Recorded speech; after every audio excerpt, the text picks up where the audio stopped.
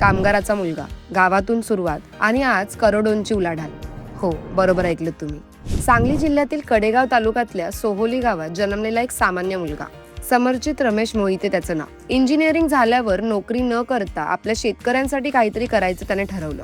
हा विचार घेऊन 2021 मध्ये त्याने सुरू केलं शिवकृपा कृषी सेवा. उत्तम औषधे, खतं आणि शेतकऱ्यांचा विश्वास, त्यामुळे त्याचा व्यवसाय हळूहळू वाढत गेला.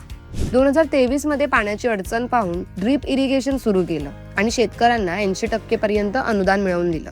आज वयाच्या 18व्या वर्षी सुरू केलेल्या या प्रवासातून शिवकृपा कृषी सेवा, Shivkrupa irrigation and services, Shivkrupa tours and travels असा पूर्ण उद्योग समूह त्याने उभा केलाय आणि आज त्याच मार्फत करोडोंची उलाढाल त्याची चालू आहे.